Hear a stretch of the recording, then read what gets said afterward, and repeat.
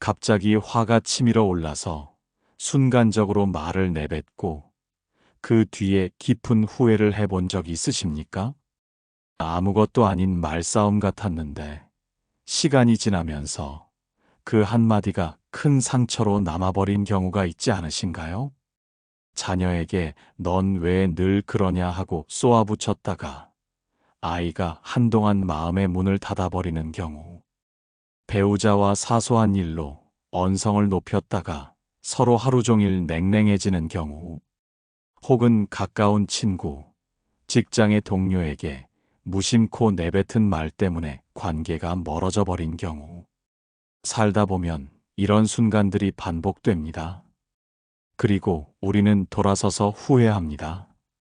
그때 그냥 가만히 있을 걸. 굳이 그렇게까지 말하지 않아도 됐는데. 하지만 이미 엎질러진 물처럼 한 번 내뱉은 말은 다시 거둘 수 없습니다. 나이가 들수록 이런 후회는 더 크게 다가옵니다. 왜냐하면 남은 시간과 관계가 소중하게 느껴지기 때문이죠. 자녀나 손주, 배우자와의 인연이 얼마나 귀한지 알면서도 순간의 분노 때문에 그 인연에 금이 가는 것을 보면 마음이 쓰라립니다. 그렇다면 어떻게 해야 할까요? 분노라는 불길은 누구에게나 일어납니다. 하지만 그 불길을 입으로 내뱉으면 불은 걷잡을 수 없이 번지고 결국은 자신과 소중한 이들을 태워버립니다. 반대로 입을 닫고 잠시 멈추면 불길은 저절로 꺼집니다. 부처님께서는 화를 다스리는 자는 말을 다스리는 자와 같다 하셨습니다. 말이란 마치 거친 말을 모는 것과 같아서 제어하지 못하면 내 삶을 위험으로 몰고 갑니다. 그러나 잘 다스리면 내 마음과 관계를 평화롭게 이끌 수 있습니다. 오늘은 우리가 일상에서 가장 많이 부딪히는 감정인 화, 그 분노를 어떻게 지혜롭게 다스릴 수 있을지 이야기를 나눠보겠습니다. 특히 부처님의 가르침 속에서 배울 수 있는 화가 날 때 가장 먼저 해야 할 일, 바로 입을 닫는 것이라는 단순하지만 강력한 실천법을 함께 살펴보려 합니다. 그대도 잘 아실 겁니다. 화를 낼 때 내뱉은 말은 대부분 꼭 필요한 말이 아니었습니다. 순간의 감정이 이끄는 소리였지요. 그 말이 지나고 나면 남는 것은 후회와 상처뿐입니다. 그렇다면 오늘부터라도 작은 훈련을 시작해보는 건 어떨까요? 화가 올라올 때 우선 입술을 지그시 다물어 보십시오. 그리고 천천히 숨을 들이마시며 지금 내 마음이 불타고 있구나 하고 알아차리십시오. 숨을 내쉬며 이 불길도 곧 사라질 것이다 하고 바라보십시오. 이 단순한 행동 하나가 그대의 하루를 바꾸고 관계를 지키며 나아가 삶 전체를 평화롭게 이끌 것입니다. 오늘 이 시간을 통해 우리는 분노라는 불길을 다스리는 지혜를 배우게 될 것입니다. 그리고 그 지혜는 단순히 화를 참는 방법이 아니라 내 마음을 더 깊이 이해하고 타인과의 인연을 더 따뜻하게 이어주는 자비로운 길이 될 것입니다. 여러분, 이제 함께 부처님의 말씀 속으로 들어가 보겠습니다. 화를 다스리려거든 먼저 입을 닫으라. 이 말씀의 진정한 뜻을 하나씩 풀어보겠습니다. 그대는 혹시 이런 경험을 해본 적이 있으십니까? 평소에는 따뜻하고 인자한 마음을 지녔는데 단 한순간 치밀어 오른 화로 인해 전혀 다른 사람이 된 것처럼 말과 행동이 거칠어지는 경우 말입니다. 그 후에는 후회와 자책이 밀려와 마음이 무겁지만 이미 흘러나간 말은 되돌릴 수 없지요. 부처님께서는 화의 본질을 불길에 비유하셨습니다. 마른 나무에 불이 붙으면 삽시간에 타오르듯 분노 역시 순간적으로 일어나 우리를 집어삼킵니다. 문제는 이 불이 입을 통해 나올 때입니다. 생각 없는 말 한마디가 관계를 태우고 오랜 인연마저 끊어내기 때문입니다. 한 번은 제자가 부처님께 물었습니다. 스승님, 저는 마음이 약해 화가 자주 일어납니다. 화가 나면 꼭 필요 없는 말들이 튀어나와서 아내와 아이들에게 상처를 줍니다. 어떻게 해야 이 습관을 고칠 수 있습니까? 부처님께서 미소 지으시며 말씀하셨습니다. 제자야, 화가 일어나는 것은 인간이 가진 본능과 같으니 부끄러워할 일이 아니다. 다만 그 화가 입과 손을 통해 밖으로 나가는 순간 업의 씨앗이 깊게 심어지는 것이니라. 즉, 화 자체는 짧은 바람과 같아 오래 머물지 않습니다. 그러나 그 순간 내뱉은 말과 행동은 오래 남아 인연을 해치고 공덕을 줄여버립니다. 우리가 조심해야 할 것은 화의 존재가 아니라 화의 표현입니다. 자연을 떠올려 보십시오. 비가 내릴 때 그 비를 있는 그대로 바라보면 잠시 머물다 지나갑니다. 그러나 억지로 막으려 하면 홍수가 되어 재앙을 부르지요. 화 또한 그렇습니다. 억누르거나 터뜨리지 말고 있는 그대로 지켜볼 때 조용히 흘러가게 됩니다. 또한 부처님은 화가 일어나는 근본 원인을 집착이라 하셨습니다. 내 생각, 내 방식, 내 경험만이 옳다는 집착이 강할수록 다른 사람이 다르게 행동할 때 우리는 쉽게 화를 냅니다. 왜 저 사람은 내 뜻대로 하지 않을까? 왜 저 아이는 내 말대로 따르지 않을까? 이 집착이 바로 화를 불러오는 뿌리입니다. 그대가 지금까지 경험한 많은 다툼을 떠올려 보십시오. 가족 간의 말다툼, 직장에서의 불편한 갈등, 이웃과의 오해 대부분은 내 고집에서 비롯된 것은 아니었습니까? 상대가 틀린 것이 아니라 내가 다르게 볼 여유가 없었던 것이지요. 부처님은 이렇게 정리하셨습니다. 성내는 이는 스스로의 무지와 싸우는 자니라. 지혜를 지닌 이는 성내지 않고 바라보며 그 속에서 자비의 씨앗을 찾느니라. 그렇습니다. 화를 지배하는 가장 큰 힘은 지혜입니다. 지혜는 화의 불길을 끄는 바람과 같아서 한순간의 분노가 더 큰 불로 번지는 것을 막아줍니다. 여기서 우리가 할 첫 번째 실천은 화는 나의 적이 아니라 나를 가르치는 스승임을 아는 것입니다. 화가 일어나는 순간, 아, 지금 내 집착이 드러나고 있구나. 지금 내 지혜가 부족하구나. 하고 돌아보는 것이지요. 이 자각만으로도 화는 절반 이상 줄어듭니다. 우리가 화를 내는 순간을 떠올려 봅시다. 심장이 두근거리며 가슴이 뜨거워지고 얼굴이 붉어지며 말이 치밀어 오릅니다. 그 말은 대개 날카롭고 상대의 가슴을 찌르는 말이지요. 그러나 부처님께서는 그때 무엇보다 먼저 입을 닫으라고 가르치셨습니다. 왜 입을 닫아야 할까요? 말은 화의 불길을 밖으로 내뿜는 통로이기 때문입니다.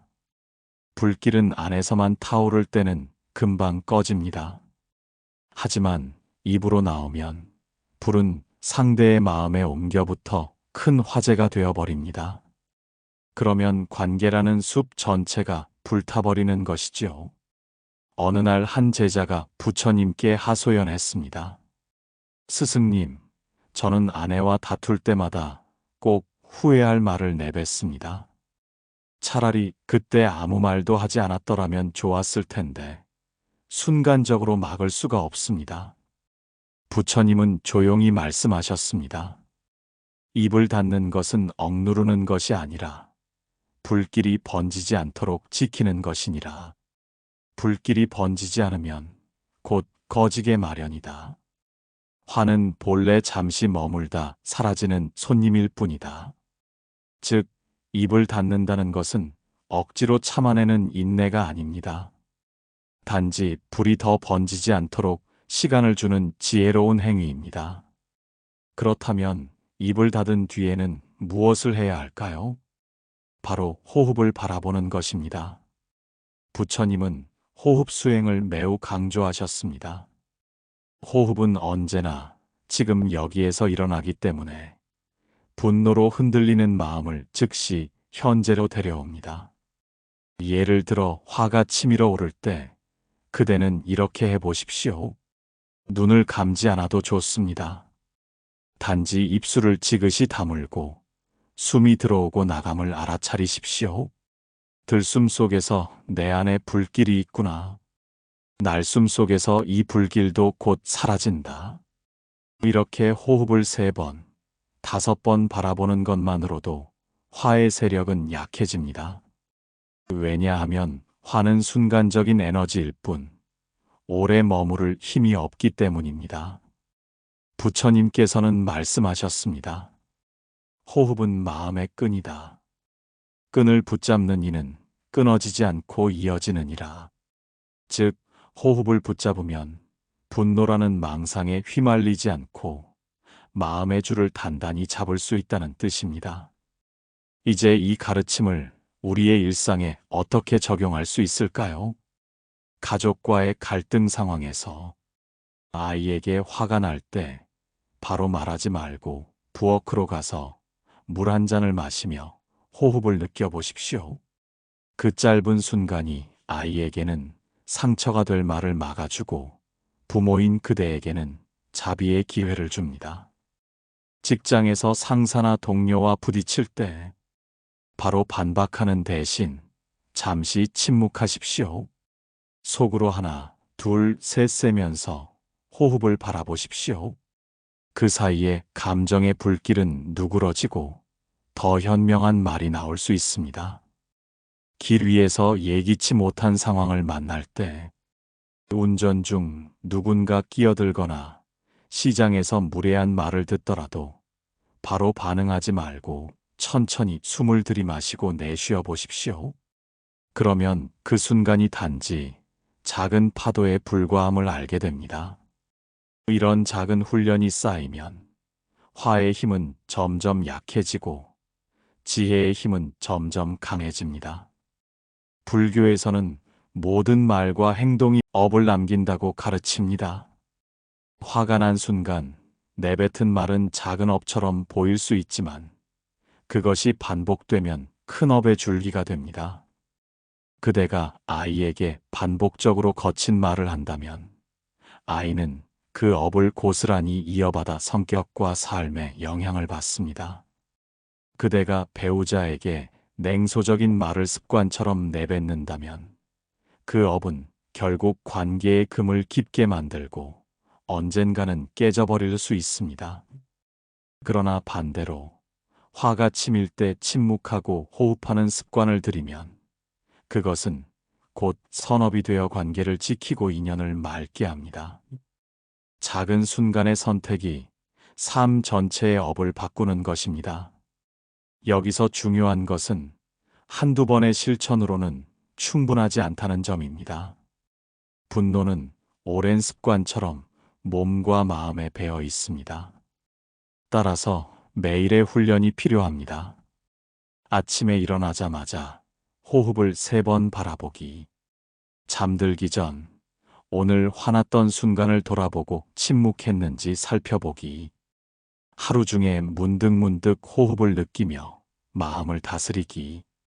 이렇게 생활 속에서 반복하다 보면 어느새 화가 줄어들고 마음의 여유가 커지는 것을 느낄 수 있습니다. 우리가 화를 내는 이유는 단순히 순간의 감정 때문만은 아닙니다. 그 이면에는 늘 상대에 대한 오해, 내 마음속의 상처, 그리고 집착이 자리하고 있습니다. 그러므로 화를 다스린다는 것은 단순히 분노를 억누르는 것이 아니라 그 뿌리를 자비로 감싸 안는 일이기도 합니다. 부처님께서는 말씀하셨습니다. 성난 이를 향해 성내지 말라. 불을 불로 끌 수 없듯 미움은 미움으로 사라지지 않는다. 오직 자비로서만 꺼지느니라. 어느 날 부처님께 한 마을 사람이 찾아와 욕을 퍼부었습니다. 당신은 거짓된 가르침을 전하는 자요. 많은 이들을 속이고 있어. 주위 제자들은 그 사람을 당장 쫓아내고 싶었습니다. 그러나 부처님께서는 아무 말 없이 그를 조용히 바라보셨습니다. 잠시 후 부처님이 말씀하셨습니다. 그대가 내게 선물을 가져와도 내가 받지 않으면 그 선물은 누구의 것이 되겠는가? 사람이 대답했습니다. 물론 제 것이 되겠지요. 마찬가지다. 그대가 나를 향해 던진 모욕을 내가 받지 않는다면 그것은 결국 그대에게 머무를 뿐이다. 이 일화는 분노와 미움이 상대의 마음에 머무는 것이지 반드시 내 마음을 더럽힐 필요는 없음을 보여줍니다. 부처님은 욕설에 욕설로 대응하지 않았습니다. 대신 그 사람을 불쌍히 여기고 자비의 마음으로 그를 감쌌습니다. 여기서 우리가 배울 점은 분명합니다. 화가 올라올 때 그 순간을 자비로 바라보는 연습을 해야 한다는 것입니다. 화를 참는 것은 억압이고 화를 풀어내는 것은 방치입니다. 그러나 자비로 바라보는 것은 전혀 다른 차원입니다. 예를 들어 자녀가 말을 거칠게 할 때 부모의 입장에서 화가 치밀어 오를 수 있습니다. 그러나 그 순간 이 아이가 지금 힘들어서 이런 말을 하는구나. 나에게 기대고 싶어 이런 방식으로 표현하는구나 하고 본다면 화가 연민으로 바뀌게 됩니다. 배우자가 무심하게 행동할 때 왜 저 사람은 나를 몰라줄까 하고 화를 낼 수도 있습니다. 하지만 저 사람도 지쳐 있구나. 내 기대를 다 채워줄 수 없는 한 사람일 뿐이구나 하고 바라본다면 원망이 연민으로 바뀝니다. 이처럼 자비의 눈으로 보면 화는 녹아내리고 관계는 다시 따뜻하게 이어질 수 있습니다. 부처님께서 제자들에게 권하신 대표적인 수행법이 있습니다. 바로 자비관입니다. 자비관은 마음속에서 자비의 기도를 반복하여 나와 타인 모두가 행복하기를 바라는 수행입니다. 그 방법은 이렇습니다. 먼저 마음속으로 이렇게 기도합니다. 내가 행복하기를, 내가 괴로움에서 벗어나기를. 그 다음 차례로 가족, 친구, 이웃, 심지어 원수까지 넓혀갑니다. 그대가 행복하기를, 그대가 괴로움에서 벗어나기를. 이 수행을 꾸준히 하면 평소에 원망스럽던 사람을 떠올려도 마음속에서 화가 아니라 연민이 먼저 일어납니다. 왜냐하면 자비관은 내 마음의 뿌리를 바꾸는 힘을 가지고 있기 때문입니다. 자비는 마치 봄 햇살과 같습니다.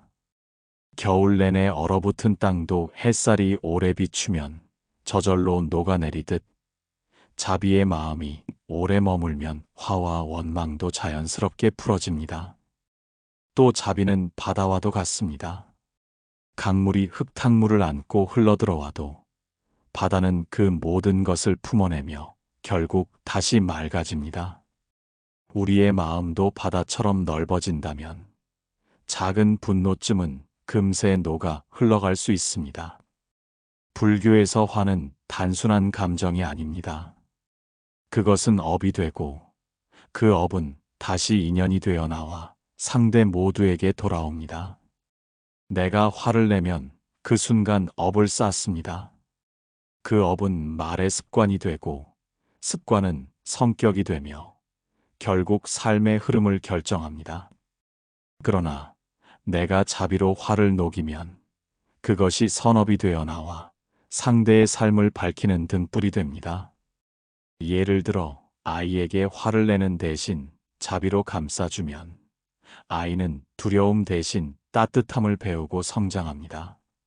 이는 곧 부모의 자비심이 아이의 인생을 밝히는 공덕이 되는 것입니다.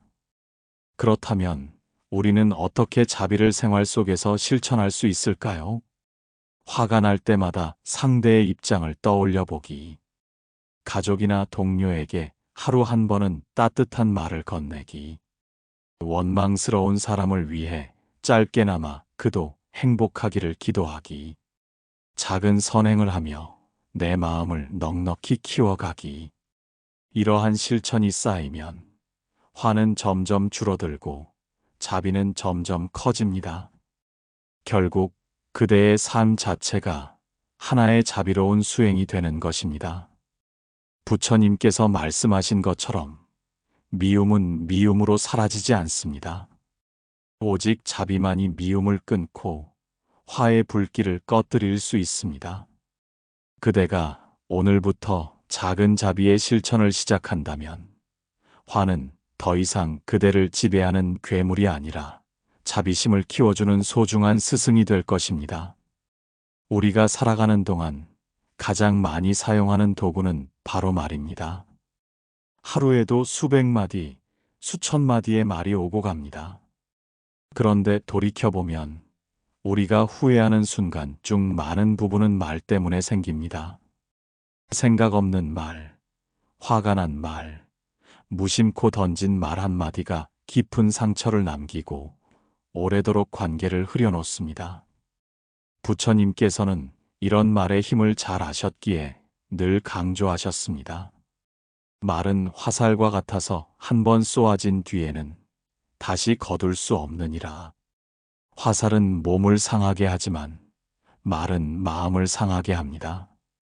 몸의 상처는 시간이 지나면 아물지만 말의 상처는 수십 년이 지나도 남아있는 경우가 많습니다. 그래서 불교에서는 올바른 말, 곧 정어를 실천하는 것을 매우 중시합니다. 정어란 거짓말을 하지 않고, 이간질하지 않고, 욕설하지 않고, 쓸데없는 말을 하지 않는 것을 말합니다. 이 네 가지는 단순히 언어 습관의 문제가 아니라 내 업을 맑히는 수행의 길입니다. 특히 화가 날 때 우리는 이 네 가지 계율을 쉽게 어기기 마련입니다. 순간적으로 사실이 아닌 과장을 하거나 상대를 흠집내려는 말을 하거나 모욕적인 언어를 쓰거나 불필요하게 말로 상대를 자극하는 경우가 많습니다. 이 순간 우리는 업을 쌓고 있는 것입니다. 하지만 반대로 화가 일어날 때 침묵을 지킨다면 우리는 업을 짓지 않고 공덕을 쌓게 됩니다.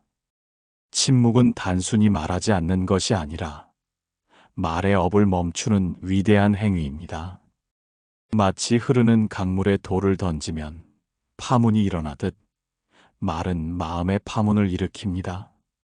그러나 돌을 던지지 않으면 강물은 그대로 고요히 흐릅니다. 침묵이란 돌을 던지지 않는 것과 같습니다. 화가 치밀어 오르는 순간에도 입을 다물고 있으면 내 마음과 상대의 마음이 더 이상 상처를 입지 않고 그대로 흘러갈 수 있습니다. 어느 날 한 제자가 부처님께 여쭈었습니다. 스승님, 저는 침묵이 답답합니다.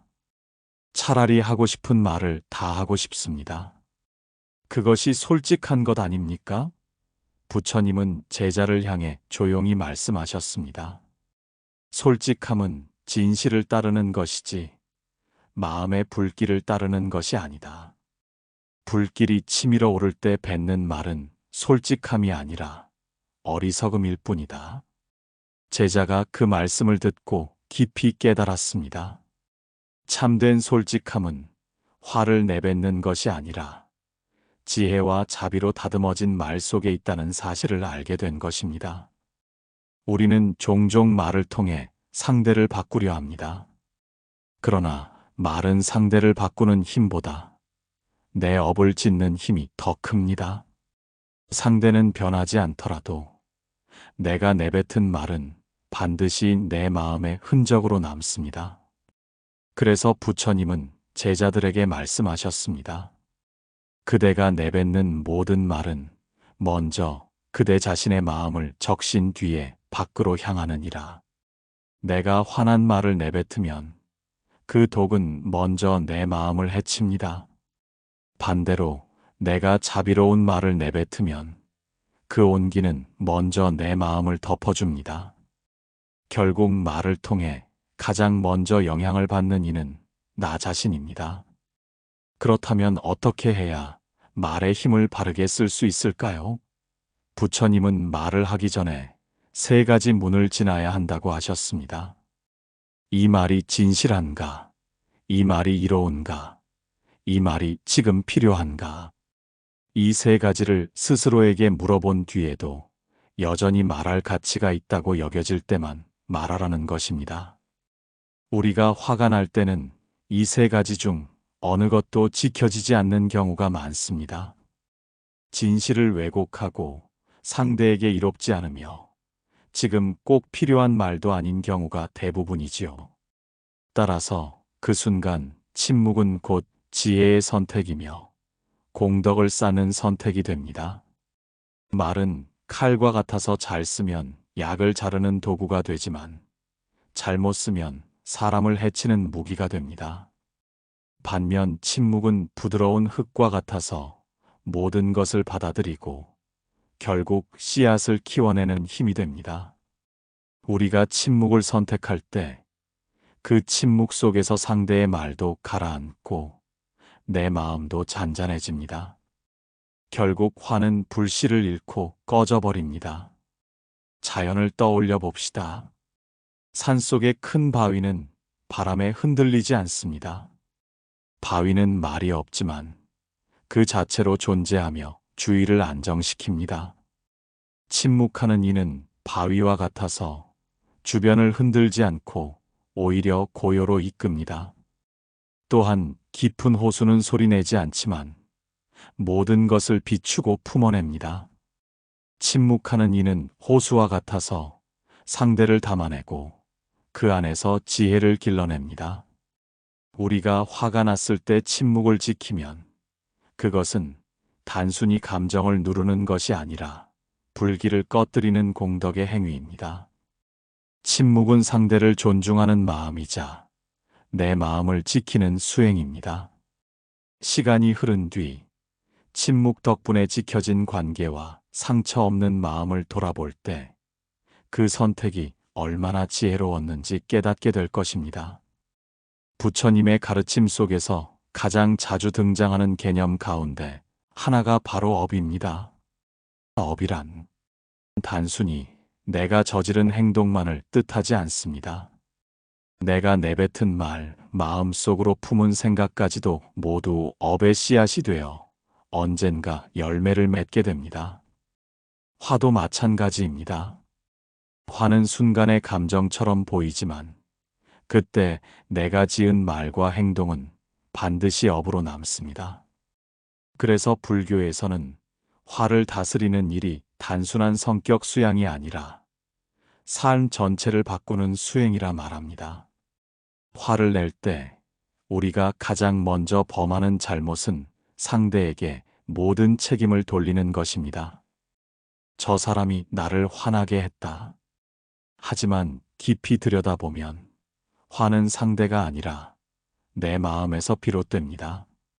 내 기대와 집착이 충족되지 않을 때 화는 불꽃처럼 일어납니다. 그러므로 화의 원인은 밖에 있는 것이 아니라 내 안에 있는 것입니다. 이 사실을 깨닫는 순간부터 우리는 화를 단순히 참거나 억누르는 대신 화를 수행의 거울로 삼을 수 있습니다. 지금 내가 집착하고 있구나. 내가 내 뜻대로 되지 않는 것을 받아들이지 못하고 있구나. 이렇게 알아차리는 것만으로도 화는 이미 절반은 사라진 것입니다. 부처님께서는 업과 인연의 이치를 자주 풀어주셨습니다. 어떤 사람이 성을 잘 내면 그 화는 결국 습관이 되고 습관은 업의 길을 넓혀갑니다.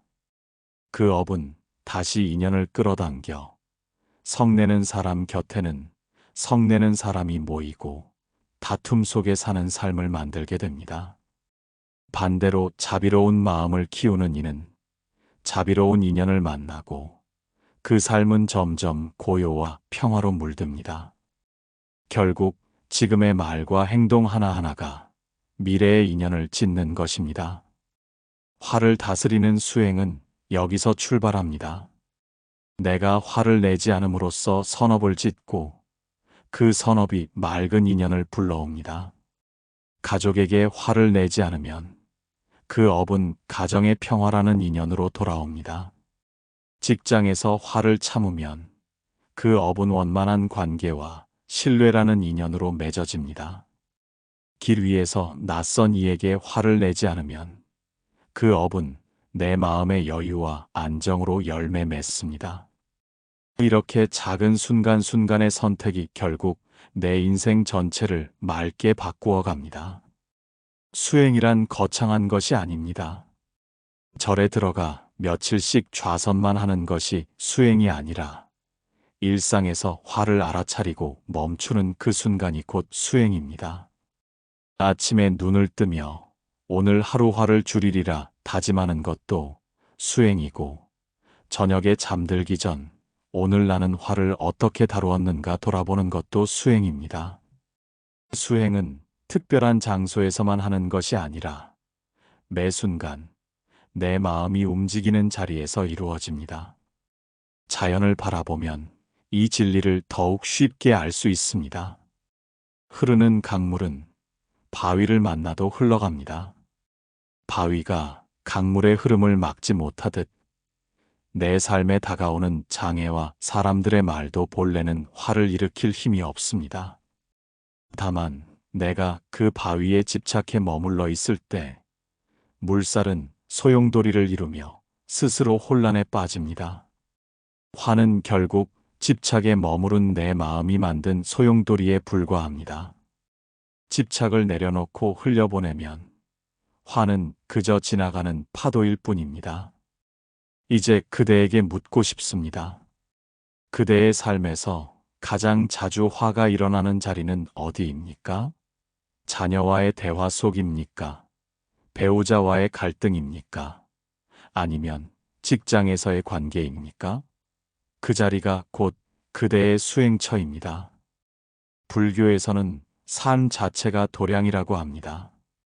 화가 올라오는 자리가 곧 나의 도량이며 그 순간을 잘 다스리는 것이 바로 수행입니다. 부처님은 이렇게 말씀하셨습니다. 화를 다스리는 이는 1000명의 적을 물리친 장수보다 위대하다. 전쟁에서 이기는 것은 잠시의 승리지만 화를 다스리는 것은 평생의 승리이기 때문입니다. 밖의 적은 다시 나타날 수 있지만 안의 화를 다스린 이는 더 이상 그 화에 휘둘리지 않기 때문입니다. 마지막으로 화를 다스리는 길은 결코 완벽함을 요구하지 않습니다. 아무리 수행을 오래 한 이라도 화가 전혀 일어나지 않는 것은 아닙니다. 중요한 것은 화가 일어나지 않는 것이 아니라 화가 일어날 때 그 화에 끌려가지 않는 것입니다. 잠시 화가 치밀더라도 곧 알아차리고 멈출 수 있다면 그것이 바로 수행의 힘입니다. 그대가 오늘부터 화를 업으로 남기지 않고 자비와 지혜의 씨앗으로 바꾸어 간다면 그 씨앗은 반드시 맑은 인연으로 되돌아올 것입니다. 화가 씨앗이 되어 괴로움의 열매를 맺을 수도 있지만 침묵과 호흡, 자비와 수행으로 다스린 화는 곧 선업이 되어 행복의 열매를 맺게 될 것입니다. 우리는 오늘 화에 대해 깊이 살펴보았습니다. 화는 누구나 겪는 자연스러운 감정이지만 그 화를 어떻게 다루느냐에 따라 우리의 삶은 크게 달라집니다. 화가 불길처럼 번지게 두면 인연을 태우고 업을 무겁게 하지만 침묵과 호흡, 자비와 수행으로 다스린다면 화는 오히려 지혜의 스승이 되어줍니다. 부처님은 말씀하셨습니다. 화를 다스리는 이는 자기 자신을 다스리는 이다. 결국 싸워야 할 대상은 밖의 사람이 아니라 내 안에서 치밀어 오르는 분노입니다. 입을 닫고 호흡을 바라보는 순간 우리는 이미 화의 불길을 꺼뜨리고 있습니다. 자비의 눈으로 상대를 바라볼 때 우리는 미움 대신 연민을 키워내고 있습니다. 그리고 그 모든 순간은 업을 선업으로 바꾸는 소중한 수행의 시간이 됩니다. 그대여, 혹시 오늘도 화를 낼 일이 있었습니까? 자녀에게, 배우자에게, 혹은 스스로에게 화를 내며 마음이 무겁습니까? 괜찮습니다. 화를 전혀 내지 않는 삶은 불가능합니다. 중요한 것은 화가 올라오는 순간을 알아차리고 그 불길에 기름을 붓지 않는 것입니다.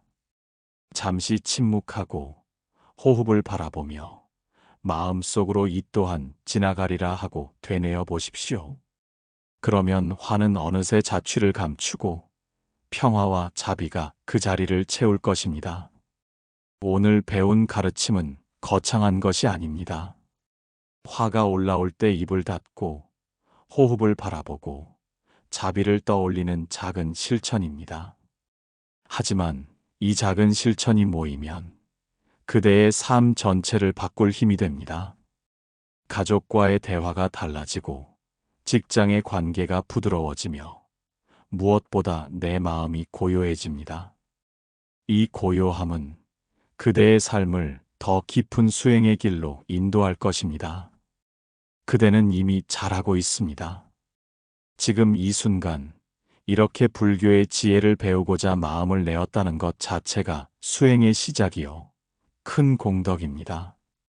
비록 아직 화가 쉽게 줄어들지 않더라도 그대의 마음에는 이미 변화의 씨앗이 심어졌습니다.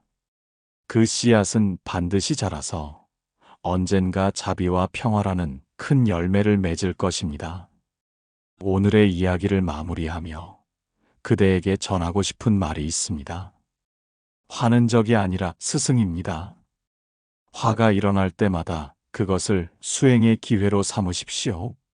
그 순간이 바로 나를 단련하는 자리요, 깨달음으로 가는 길목입니다. 오늘도 함께 해주신 그대에게 깊이 감사드립니다.